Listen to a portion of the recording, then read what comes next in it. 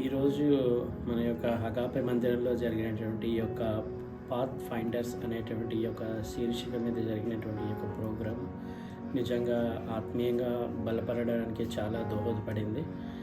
మనం అనుకున్న దానికంటే ఈ యొక్క ప్రోగ్రాంలో చాలా నేర్చుకోవచ్చు.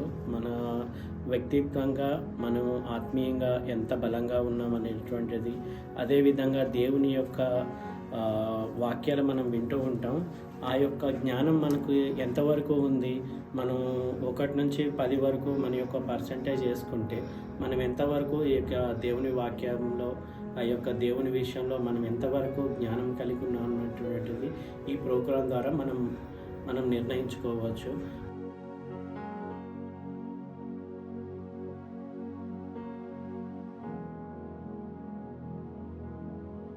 ఈరోజు జరిగిన వర్క్షాప్ పార్ట్వే అనేది చాలా బాగా జరిగింది. అంటే కొత్త థింగ్స్, అంటే బైబిల్ని మనం ఇంకా ఇట్లా వేరియస్ ఒట్టి మెసేజ్ వినడం కాకుండా గేమ్స్ ఆడుతూ క్విజ్ అన్నీ చాలా బాగా నేర్చుకున్నాము. అలాగే గ్రూప్ డిస్కషన్ అనేది జరిగింది. ఒక్కొక్కరు థాట్స్ షేర్ చేసుకొని ఎవరికి ఎంత నాలెడ్జ్ ఉన్నది మేము డిస్కస్ చేసాము. చాలా బాగుంది.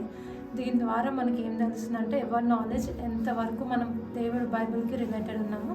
అది క్విజ్లో ఆన్సర్స్ పెట్టినప్పుడు దానికి నాలెడ్జ్ అనేది మేము ఎన్హాన్స్ చేసుకొని దేవుడు వాక్యం ఇంకా అంటే నెక్స్ట్ టైం ఇంకా వర్క్షాప్ పెట్టినప్పుడు ఇంకా మనం దేవుడిని ఇంకా ఎక్కువ చదువుకొని ఇంటి దగ్గర అట్లా మనం ప్రాక్టీస్ చేస్తూ బైబిల్ ఏమైతే వర్సెస్ ఉన్నాయో, ఎన్ని బుక్స్ ఉన్నాయో అన్నీ మనకి వర్క్షాప్లో తెలిసింది.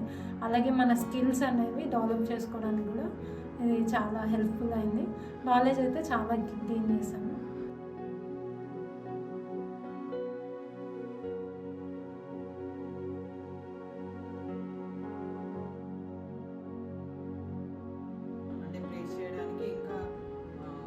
జీవితాల ఎదుగుదల కోసం వాళ్ళు చర్చకొచ్చి దేవుని ప్రేయర్ చేసుకుంటారు.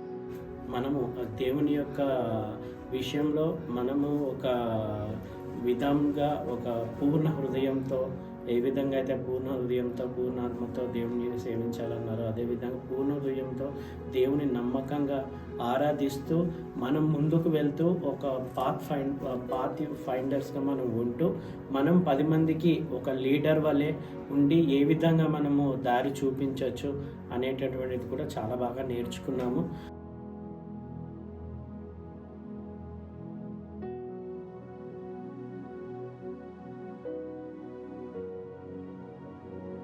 ఈ యొక్క సెషన్లో మన యొక్క పాత్ని ఎలాగ ప్రాపర్గా యూజ్ చేయాలి, ఎలా ఫైండ్ చేయాలి, బైబిల్ ప్రకారంగా ఎలా ఉండాలి అనేసి అని మేము చాలా నేర్చుకున్నాం. అండ్ ఈ సెషన్లో మాకు ఎస్సే రైటింగ్స్ కానీ which is related to Bible books and ఇంకొకటేమో యాక్టివిటీస్లో గేమ్స్ అనేవి కండక్ట్ చేశారు. ఎవరెవరికి ఏ నాలెడ్జ్ ఉంది బైబిల్ మీద అనేది కొంచెం అవుట్పుట్ అనేది తెలిసింది.